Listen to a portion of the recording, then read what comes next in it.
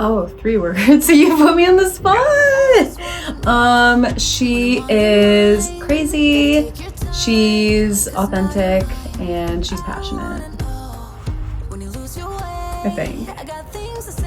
She's also drunk. She's not, she's tipsy.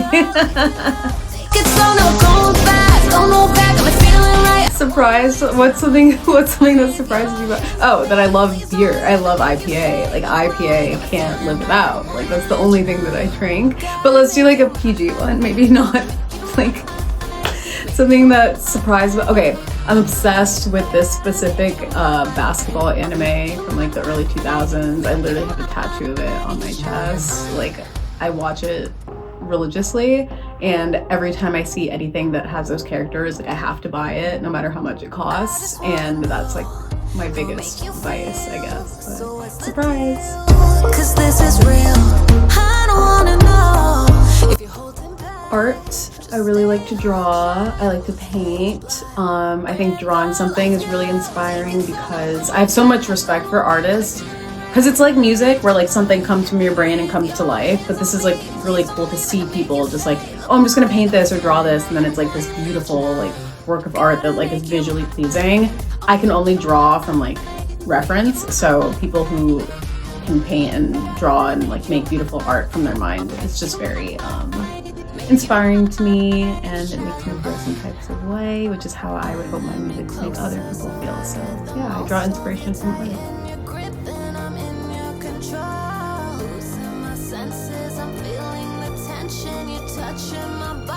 So I watched this movie called I Saw the TV Glow, and at first I was kind of like, what's going on? And then the more I watched, the more intrigued I was, and the more it pulled me in.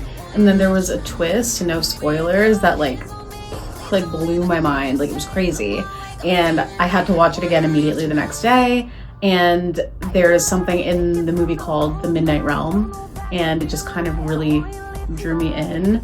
So I decided to write a few songs about the feelings that I felt while watching the movie that actually related to me in my life. And I made my producer watch the movie. We watched it together, and I was like, isn't this exactly what these songs are about? And so we kind of got on the same page and just totally went for it, like rock wise. I even posted it in like the Midnight Realm, or I Saw the TV Glow subreddit, and everyone there liked it too. So I'm glad I could pay homage to that movie because it was very, very, very inspiring. That's what it's about. Oh wait, I lied. It's about finding yourself. It's about finding yourself and going through a bunch of crap to get to who you really are. From the movie though.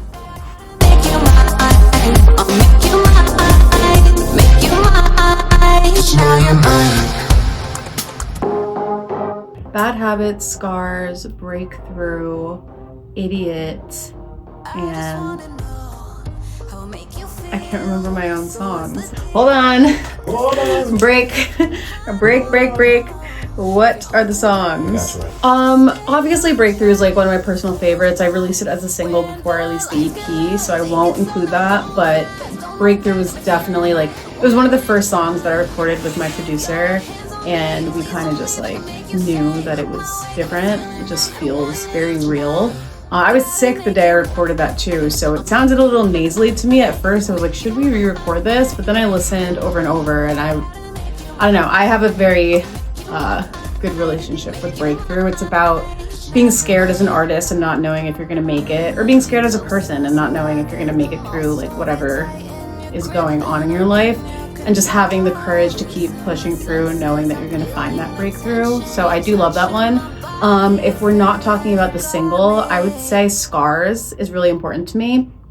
It's about something that really matters to me, and something just about getting past trauma or using trauma to make yourself a better person. And I originally didn't want that song on the EP because I didn't think it was good enough, but my producer just like pushed me and was like, no, I want this on. So I let him do it, and he made it sound great. And now it just makes me really happy because when you go through something bad and you used it to make something good, it's very liberating. So I liked that, and I think that challenged me lyrically because I had to think about bad things to make the song. but it sounds great. So I just have a blast listening to it. So, you know, turn the negative into positive.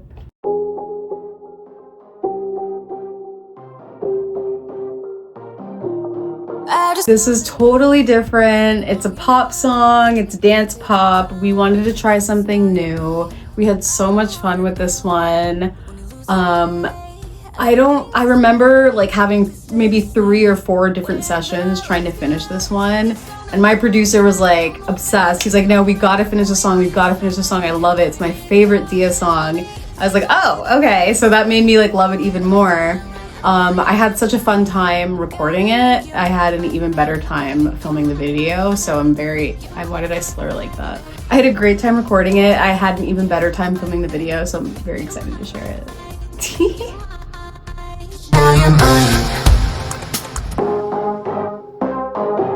So I go to Korea once a year. I love it there. It's so amazing, it's so beautiful. And this time I figured, why not record a video in one of my favorite cities in the world? So I went to Seoul and I met up with my friend who is a producer in Korea, and his studio also specializes in content. So we made a music video with him and his friend. We walked around Hongdae, we went to the Han River, and just kind of captured some of my favorite spots and the essence of Korea itself. The cherry blossoms were blooming. Everybody was walking around, out and about. It was just so perfect. So I wanted to bridge like 2 of my favorite things, music and the city I love the most together, and kind of infuse those feelings into the video. I love correlating songs with places. So now every time I listen to that song, I'll think of Korea and I wouldn't want anything else. So this was my 3rd time. So I think the first time was more of like a first date. I just kind of got used to it and I fell in love immediately. Second time was more of like the honeymoon phase because it was a year later and I was kind of used to it. So just to try more things out, go to new places and like already have the feel for it. The 3rd time was like the real deal. So things weren't as smooth. Maybe I had to like go through some things that I didn't the first 2 times, which was totally fine because I still loved it. Like, for example, I was on the bus and it randomly like broke down and I was like stranded on the side of the road. I'm like, oh, like this only happens in New York.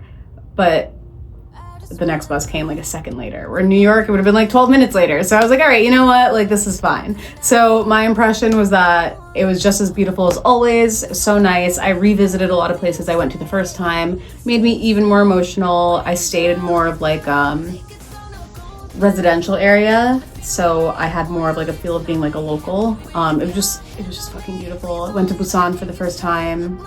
The weather, amazing. The beach, amazing. It's just, I would go back a million more times if I could, so I'll be back next year.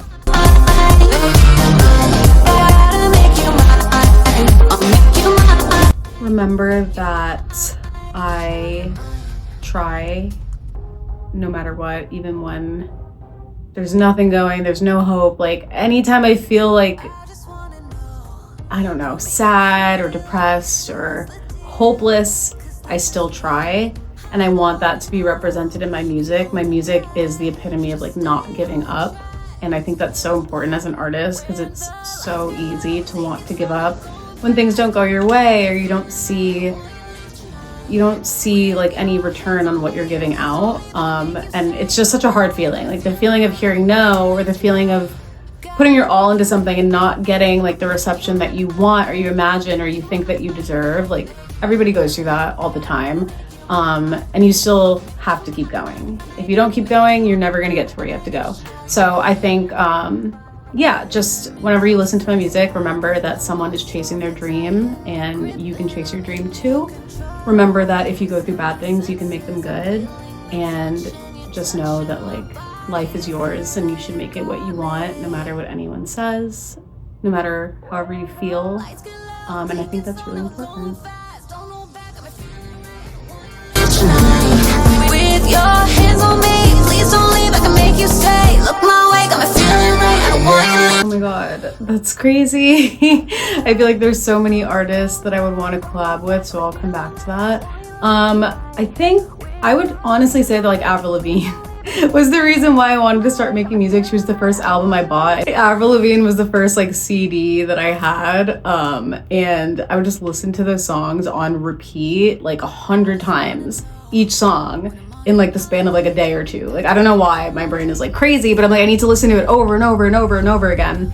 And she got me into songwriting, so I would write my songs when I was like 10 years old and just use that cadence, and like I just listened to music so much that I knew how to make a song, and that's when I knew that like I could make my own music. I just liked how real she was. I liked how she tried different things, very versatile. And I loved like rock. I just liked feeling angsty because I was an angsty little girl, and maybe I still am. But yeah, it was like a really good outlet. Whenever I was sad, whenever I was mad, whenever I was, you know, just feeling some type of way. I'm very boy crazy. So whenever a boy like made me feel like sad or not enough, I was like, I'm just gonna blast my Avril Lavigne. And like, it was the best time of my life. I'd have like concerts in my room. So yeah, she's the one. I would collab with her today, like for real. So why don't we just make that a 2-in-1 answer? Avril, I'm here. Stay on track, let's fade black. When the lights get low, take it slow, now we're going fast. Don't look back, I'm feeling right. Success looks like, to me, just being able to share my music with the biggest amount of people possible. I think I have a good message, and I think the songs I write are very meaningful, and I think that's important to see in music, because in 2026, you know, we have like AI music, or we have just like ear catching, like, you know, just catchy things, and I think we need things that have substance. So success is to make sure that people know that music isn't just about like catchiness, or it isn't just about like the next big thing. Like, it's substantial and it's meaningful, and music is life. Like, if we didn't have music, life would be completely different. But it has to come from somewhere. I don't think we should just throw around music like it's nothing. Like, oh, okay, this sounds good, great, it's music. No, like, it needs to mean something. It needs to come from somewhere. It needs to have heart, just like painting a painting, or just like orchestrating, or, you know what I mean? Like, I think music needs to serve a purpose. So yeah, success would be to remind people what music is all about, and to share that with as many people as possible. And honestly, to just keep going. If I gave up in the next 12 months, like, I would have nothing. So my success is to just keep going, widen my audience, and keeping authentic in this day and age. My message to my supporters is just to believe in yourself, and, you know, if you know you have a purpose in life, to just go after it with everything you have, because you have one life and you should live it the way you want. And that's it. Bye.